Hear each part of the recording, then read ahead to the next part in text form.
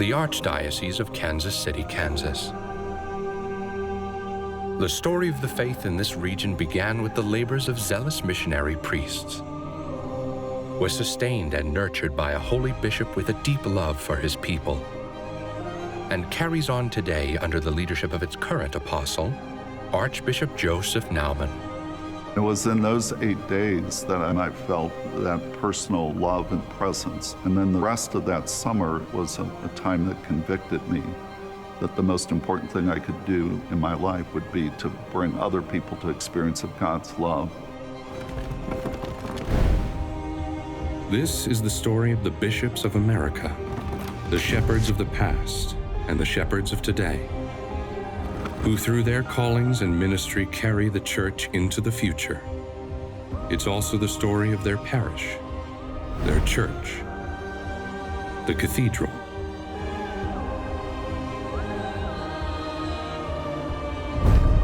This is The Chair, an exploration of what it means to be an apostle in America.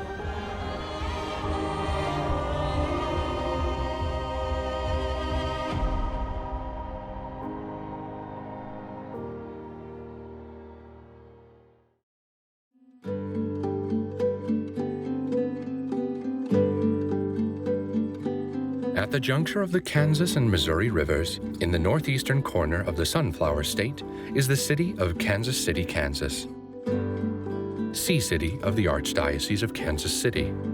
Some of the things that I find here, I find really beautiful is there's a great entrepreneurial spirit about people here. People don't dwell on problems, they look for solutions, and they're pretty creative and energetic. I think family life was valued and encouraged and nurtured a lot. I think it's a good place to raise a family here in Kansas City. Jesuit missionaries come to Kansas originally to work with the Native American communities. Other religious orders also follow, and they were very interested in converting the Native Americans to Christianity. As a result of this, they create a number of schools for children.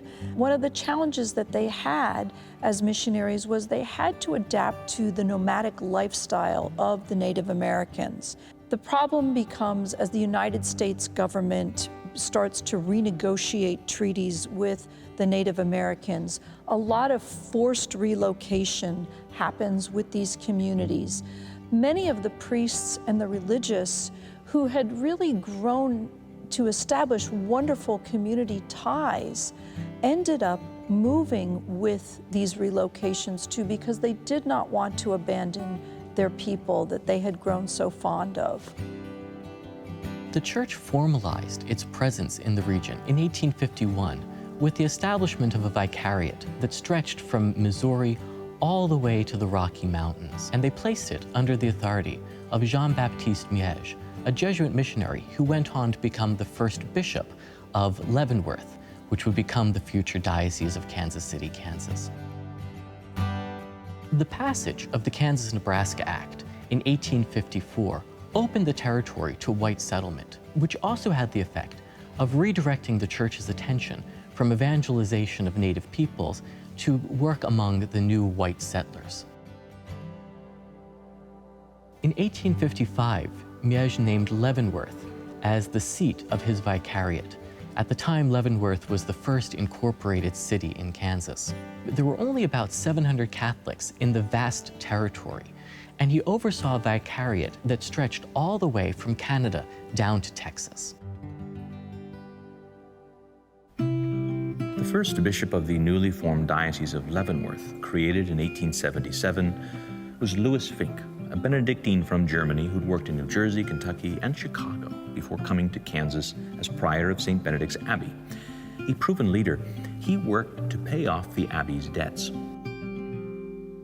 During his tenure, the number of Catholics in the diocese grew to 35,000, served by 110 priests in more than 100 parishes and mission stations. The oldest Catholic church in continuous use in the diocese is St. Patrick's, parish was founded in 1857, just 3 years after the Kansas Territory was opened to white settlement.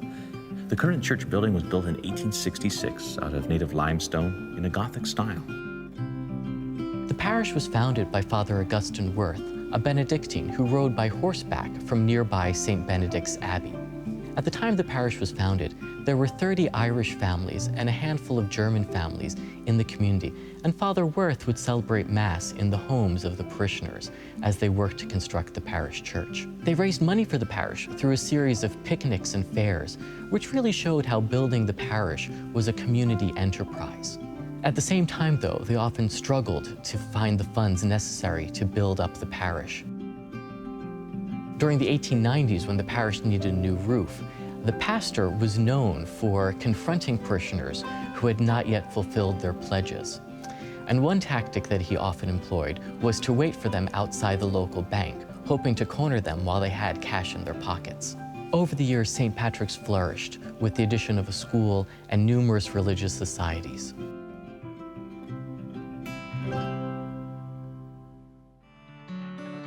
The Diocese of Leavenworth was renamed the Diocese of Kansas City in 1947 and elevated to an archdiocese 5 years later. Bishop and then Archbishop Edward Hunkler led the archdiocese from 1951 until 1969. He oversaw a large number of new parish construction in the post-World War II era. He also attended all 4 sessions of Vatican II. Bishop Ignatius Strecker led the diocese from 1969 to 1993, during which time he worked to implement the reforms of the Second Council and to undertake the work of renewal. A native Kansan, Bishop Strecker was known as a strong advocate for farm families and was deeply concerned about rural poverty. In 1984, he even testified before the U.S. House Agricultural Committee to lobby for comprehensive farm policy legislation, connecting the fate of rural farms to broader issues of food insecurity and hunger in the United States.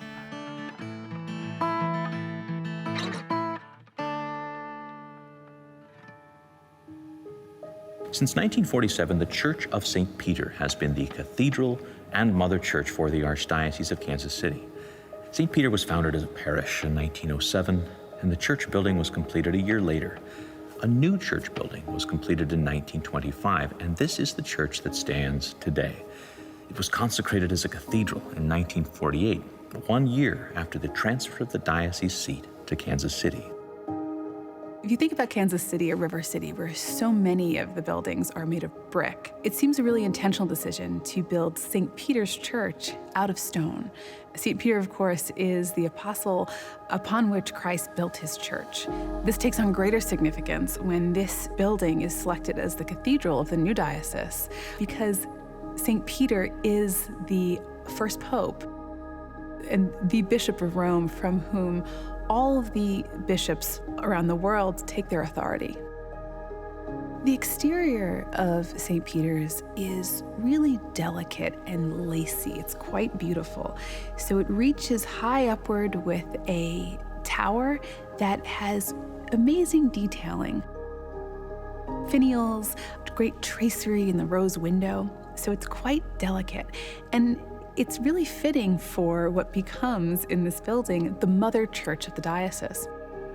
The interior of St. Peter's is Gothic in style. It has ribs reaching up to a sort of pointed ceiling and hints the historic decoration through the really ornate and beautifully carved high altar. Stained glass is beautiful, particularly the stained glass in the sanctuary, which is jeweled and really reminds us of the jeweled walls of the city of Jerusalem. Well, the windows here are exquisite, and from the chair I'm looking at this incredible window devoted to the queenship of Mary, and it's beautiful to be able to look at that. And of course, she's the principal patron of the Archdiocese. My mother was a great member of the Legion of Mary. We prayed the rosary every night as a family, and I've always felt a special connection to Mary. So it's good to be able to look at that beautiful depiction of her holding her son. The cathedral is everybody's church, but it's a parish community as well. And it's an important neighborhood in Kansas City, Kansas, where there's a lot of diversity. Yeah, I think it's a very important community for us. It's pretty densely Catholic because we have a lot of Hispanics in the area, and our largest Mass on Sunday here is the Spanish language Mass. So it's a community that has a lot of richness.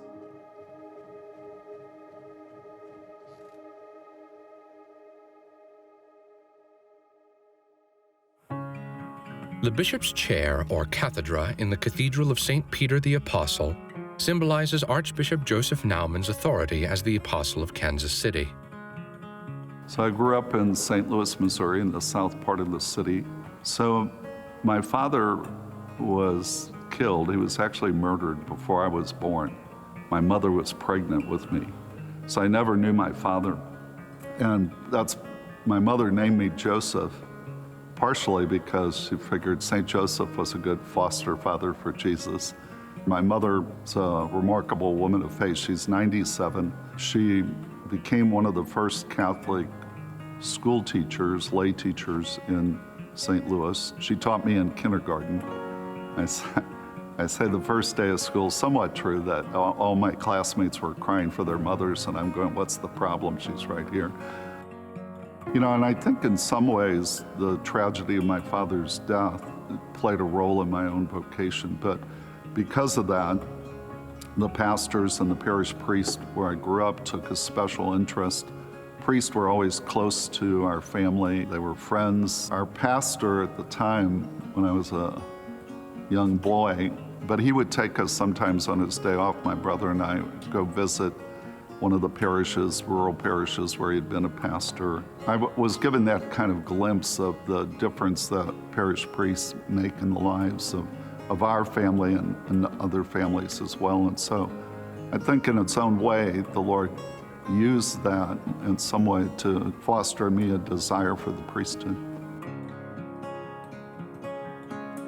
I actually went into the seminary right out of elementary school, which wasn't unusual then. So culturally, I mean, the priesthood was venerated and of course the influence that priests had in my life. So I thought about it and, you know, from early on, but I certainly didn't know I was called to be a priest when I went into the seminary high school, but I was open to that possibility. I was really having a lot of questions of faith, and we started with an 8-day silent retreat. And I remember going to the director, he was a Jesuit. I said to him, I'm pretty confused right now. He says, oh, you're not sure if you're called to be a priest? I said, no, I'm not sure I believe in God. And if there is a God, I'm not sure Jesus is his son. He goes, you're pretty confused. And he encouraged me during those 8 days just to go to the chapel, the Adoration Chapel, and he referred me to Luke's Gospel, where Jesus teaches the apostles the Lord's Prayer, teaches them how to pray. It was in those 8 days that I felt that personal love and presence.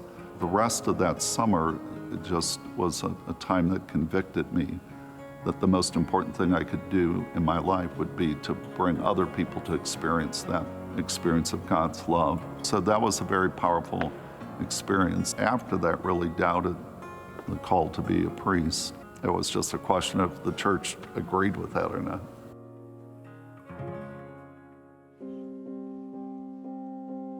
After completing his theological studies at Kendrick Seminary in 1975, Naumann was ordained to the priesthood on May 24th for the Archdiocese of St. Louis. I was first assigned to a parish that's on the near southwest side of St. Louis. There's a corner of the parish that was actually in the city of St. Louis. But it was a wonderful first assignment. I was there with most of the time 2 or 3 other priests. It was a day when priests were plentiful. First assignment I always think is magical in many ways, and fell in love with the people. And at that point, you know, I was the youngest priest there, so I spent a lot of time working with the youth and young adults and enjoyed that a lot. My second assignment was to parish in South St. Louis, which at the time was the biggest parish in the city of St. Louis. Had a big thriving school, big youth program. We were asked before we were ordained if we had any preferences about assignments where we would serve, and the only thing I asked for was to serve in the inner city in an African American parish. I had a desire, as I said, I grew up when the civil rights movement was really prominent. My third assignment was actually, as an associate, was to an African American parish, and I was excited about that, but it was at the same time that I was also asked simultaneously to serve as the director for the pro-life office in the Archdiocese of St. Louis. I think, my mother's attitude influenced me a lot about wanting to do whatever we could do to build bridges between the races. And I think I was raised in a consistent ethic of life household, really, so I was fortunate in that. Naumann served as a pastor at various parishes before becoming Vicar General of the Archdiocese, and eventually Auxiliary Bishop of St. Louis in 1997.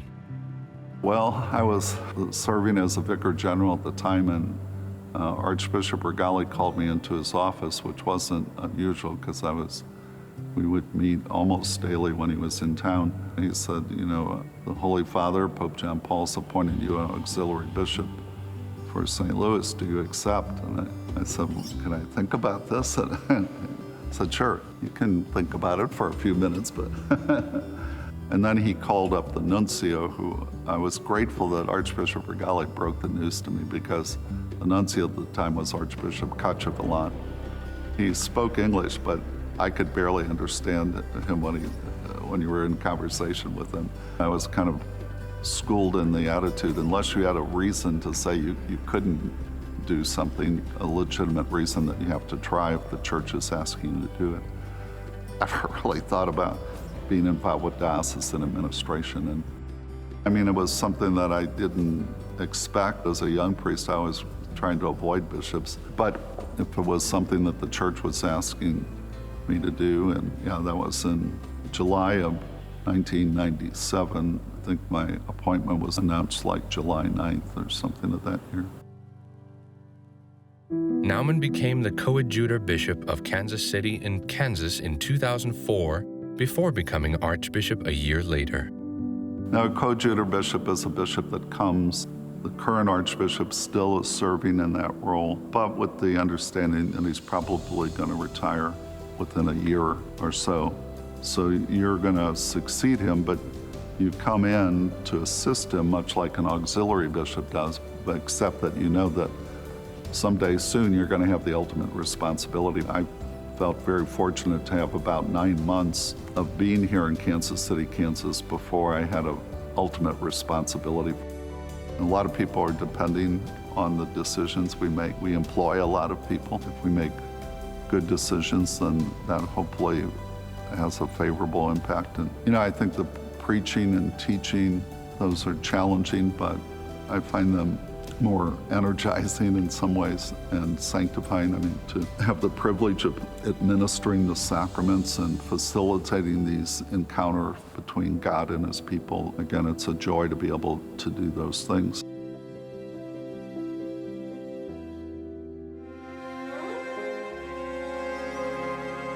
Well, I never was a very good fisherman, and I never really tried to be a shepherd, but I think more to the image of the shepherd, and the crozier was something the shepherd could use to defend the sheep. And a part of our ministry is to defend against our people being misled or the faith being corrupted, but also the crozier, he could use it to bring the sheep in. I think of the whole teaching that Jesus gives of himself as the Good Shepherd, that the shepherd knows the name of his sheep. And so that personal relationship that the Lord wants to have with us, also that my role is, a lot of it is relational. It's knowing my people and trying to be as close to them as I can be.